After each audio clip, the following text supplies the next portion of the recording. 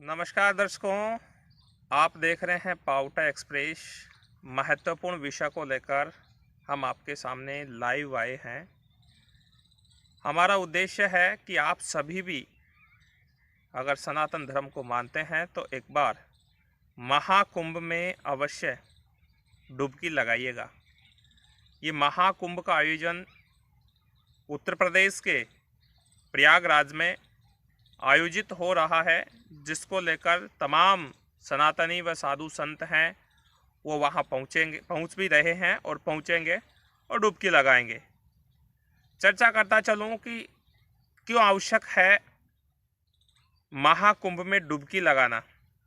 महाकुंभ का एक विशेष महत्व है और अब 144 साल बाद ये संयोग बन रहा है साथियों। 144 साल बाद ये बड़ा दिव्य दर्शन करने का मौका आप सभी को मिल रहा है। आप सभी को भी जाना चाहिए और हम भी वहां पहुंचने का प्रयास करेंगे। वहां की भी तस्वीरें हम आपको दिखाने का प्रयास करेंगे, क्योंकि ये जो संयोग बन रहा है ये बड़ा ही अच्छा और सुंदर संयोग बन रहा है, जिसे अपन कहें कि दिव्य दर्शन और विहंगम दृश्य जो होगा प्रकृति की गोदी में कल कल बहती जो नदियां हैं, त्रिवेणी संगम जो है, उस त्रिवेणी संगम पर नहाने का कुछ आनंद ही अलग होता है। माना जाता है कि प्राचीन समय में बहुत सालों पहले से जो कुंभ है वो आयोजित होता आ रहा है और प्रत्येक 4 स्थान ऐसे हैं भारत में। हरिद्वार है, नासिक है, उज्जैन है और प्रयागराज है, जहां प्रत्येक लगभग 3 साल में जो है कुंभ आयोजित होते हैं, लेकिन वो छोटा रूप होता है। अब ये इसका नाम महाकुंभ इसलिए दिया गया है कि यह पूरा यानी कि 144 साल बाद यह संयोग बन रहा है। साथियों, बताता चलूं कि किस प्रकार से महाकुंभ का आयोजन हो रहा है। एक जो दिव्य व शाही स्नान जो होता है उसका विशेष महत्व होता है। आज जो है शाही स्नान साधु संतों ने किया है, जो कि हाथियों पे, घोड़ों पे और विभिन्न प्रकार के जो हैं साधन हैं, उन साधनों पे सवार होकर विशेष पूजा का आयोजन है उन्होंने किया है। नागा साधुओं का नाम आपने सुना ही होगा। शाही जो स्नान होता है उसमें सबसे पहले नागा साधु जो हैं वो स्नान करते हैं और उसके बाद में आमजन यानी कि जो ग्रामीण जन होते हैं वो स्नान करते हैं। मैं आपको बताता चलूं कि ये उत्तर प्रदेश के प्रयागराज जो स्थान है जहां त्रिवेणी संगम है, 3 नदियां एक जगह पर मिलती है, वहां पर ये विशाल भव्य और दिव्य कार्यक्रम का आयोजन हो रहा है, जो कि विगत दिनों यानी कि 13 जनवरी से लेकर 26 फरवरी तक ये कार्यक्रम आयोजित हो रहा है, जिसमें आज सुबह की वो तस्वीरें भी हम आपसे साझा करेंगे, जहां साधु संतों ने जो है वहां डुबकी लगाई है। अब बताता चलूं आपको कि ऐसी कौन सी तारीखें हैं जिन पर साधु संत डुबकी लगा रहे हैं। एक जो शाही स्नान था आज 14 जनवरी 2025 को संपन्न हो गया। दूसरा जो शाही स्नान होगा वो 29 जनवरी को आयोजित होगा और तीसरा जो शाही स्नान होगा वो 3 फरवरी को आयोजित होगा। ये तीनों शाही जो स्नान है इनका विशेष महत्व मानव जीवन में माना जाता है कि मानव के संपूर्ण पाप अगर एक बार कुंभ के मेले में और महाकुंभ का जो आयोजन है उन नदियों में अगर डुबकी लगा लेता है तो संपूर्ण पाप धुल जाते हैं। क्योंकि सनातन व हिंदू मान्यताओं के अनुसार इस प्रकार की अनेकों गतिविधियां पूरे वर्ष भर में होती रहती हैं, पूरे वर्ष भर में अनेकों त्योहार भी आते रहते हैं, लेकिन महाकुंभ का जो यह है एक विशाल और भव्य जो दिव्य कार्यक्रम जो चल रहा है ये बड़ा विशेष कार्यक्रम है। बताता चलूं क्यों मनाया जाता है महाकुंभ का ये विशाल कार्यक्रम। बता दें, काफी वर्षों पहले ऐसा माना जाता है कि जब समुद्र मंथन हुआ था तो अमृत से भरा हुआ जो कलश था, जो कलश जब निकला तो राक्षसों और देवताओं में होड़ मच गई और राक्षस और देवताओं के बीच में लड़ाई झगड़ा हो गया। तो माना जाता है कि इंद्र भगवान के जो बेटे हैं जयंत, उनके द्वारा उस कलश को वहां से छुटकारा मतलब राक्षसों से छुटकारा पाकर देवताओं के कहने पर उस कलश को लेकर वो भाग गए थे। जहां जहां उसकी बूंदें पड़ी, ऐसा माना जाता है, जहां जहां उसकी बूंदें पड़ी वहां वहां जो है आयोजित होता है। इसीलिए मैंने बताया ना कि 4 जगह मैंने आपको बताया, नासिक है, उज्जैन है, हरिद्वार है और प्रयागराज है। ये 4 ऐसी जगह हैं जहां पर कुंभ का मेले का आयोजन होता है, जहां दिव्य व भव्य कार्यक्रमों का आयोजन होता रहता है। बताते चलें, अब जो है प्रशासनिक लोगों की व्यवस्थाओं के बारे में बात कर लें तो महाकुंभ मेले की वो तस्वीरें भी मैं आपसे साझा करने का कष्ट करूंगा। वो तस्वीरें भी आपको हम दिखाने का प्रयास करेंगे जहां प्रशासन की चाक चौबंद व्यवस्थाओं हैं। विशेष ट्रेनें लगाई गई हैं, विशेष बसें लगाई गई हैं, विशेष हवाई जहाज जो है वो लगाई गई हैं।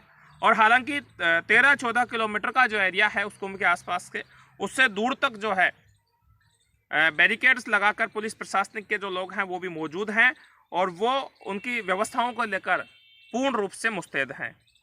वीआईपी यहाँ पर कोई भी फॉर्मूला नहीं बनाया गया कि वीआईपी कहीं से दर्शन हो जाए। सभी के लिए समानता का यहाँ व्यवहार बताते हुए ये व्यवस्थाएं जो जारी हैं। उत्तर प्रदेश के मुख्यमंत्री योगी आदित्यनाथ के सानिध्य में मैं कहूँ तो कोई अतिशयोक्ति नहीं, वहाँ विभिन्न जो व्यवस्थाएं हैं वो बिल्कुल सटीकता के तौर पर व्यवस्थाएं देखने को मिल रही हैं। एनडीआरएफ व एसडीआरएफ की टीम तथा नेवी जैसे जो कार्मिक है वो अनेकों अतिरिक्त कार्मिक वहाँ लगाए गए हैं, जो कि विपरीत परिस्थितियाँ भी अगर वहाँ पनपती हैं, भूलवश किसी के पैर फिसल जाता है, कोई नदी में बह जाता है, तो ऐसी स्थिति में उसको पूर्ण रूप से उसकी सुरक्षा के लिए वहाँ व्यवस्थाएं मुस्तैद हैं। कहानी मैंने आपको बताई है कि क्यों मनाया जाता है और ये कुंभ का जो आयोजन है वो क्यों हो रहा है। अब बता दूं कि 144 साल बाद इस प्रकार का सहयोग बन रहा है जिससे दिव्य दर्शन आप वहां कर सकते हैं। और हिंदू मान्यताओं के अनुसार या हिंदू लोगों के की बात मैं करूं तो उनके लिए बड़ा ही पावन ये कार्यक्रम चल रहा है, जो कि 13 जनवरी से लेकर और 26 फरवरी तक आयोजित हो रहा है, जो कि पौष पूर्णिमा से प्रारंभ हुआ और आज मकर संक्रांति के अवसर पर पहला शाही स्नान वहां लोगों ने किया है।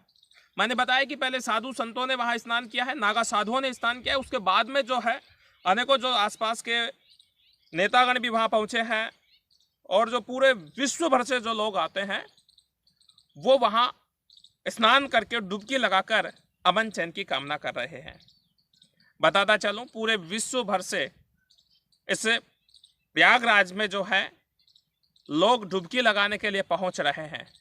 ये उत्तर प्रदेश का प्रयागराज है, जहां विभिन्न प्रशासनिक व्यवस्थाओं के बीच सारी जो व्यवस्थाएं हैं वो बड़ी सकुशलता पूर्वक व्यवस्थाएं की गई हैं। जिम्मेदार लोग जो है पूर्ण रूप से अपना कार्यक्रम को मूर्त रूप प्रदान करने के लिए, अमली जामा पहनाने के लिए लगातार मुस्तैद हैं। रात की व्यवस्थाएं अलग हैं, दिन की व्यवस्थाएं अलग हैं। अब प्रश्न बनता है आप सभी के सामने कि हमें कुंभ में स्नान करने से क्या फ़ायदा है, क्यों जाना चाहिए। कुंभ में मैं आपको बताता चलूं, इसलिए स्नान करना चाहिए जहां हिंदू मान्यताओं के अनुसार, सनातन के अनुसार विभिन्न प्रकार के रोग दोष जो है वो कट जाएंगे और बड़ा विहंगम आप दृश्य है, प्रकृति की गोद में कलकल बहती जो नदियां हैं उनका आप जो है आनंद ले पाएंगे। और बता दूं ना, 144 साल बाद ये सहयोग बन रहा है। महाकुंभ का जो आयोजन हो रहा है वो 144 साल बाद हो रहा है, जो कि बड़ा ही रोचक है, जिसमें देश के विभिन्न राज्यों से तो लोग पहुंच ही रहे हैं, जनप्रतिनिधि लोग पहुंच रहे हैं, नेतागण पहुंच रहे हैं, उसके साथ ही आम जन भी जो इच्छुक हैं, जो सनातन धर्म को मानते हैं, जिनका समय सूटेबल बैठ रहा है, वो लोग ज़रूर वहाँ पहुँच रहे हैं। हम भी वहाँ पहुँचने का प्रयास है, हमारी भी मनसा बनी है। कोई विशेष काम हो गया तो उसकी बात एक अलग है, लेकिन हम खुद भी वहाँ पहुँचेंगे और वहाँ का लाइव दृश्य भी आपको दिखाने का प्रयास करेंगे कि किस प्रकार से प्रयागराज का जो कुंभ का जो आयोजन हो रहा है उसमें विहंगम जो दृश्य है वो हम आपको साझा करेंगे। वहाँ के जो साधु संत हैं उनसे भी हम बातचीत करने का प्रयास करेंगे। फिर से बताता चलूँ, कहीं पछताना आपको ना पड़े कि आपने महाकुंभ में डुबकी नहीं लगाई। फिर से वो तारीख बता दे रहा हूँ, 13 जनवरी 2025 से लेकर 26 फरवरी 2025 तक ये विशाल महाकुंभ का आयोजन हो रहा है।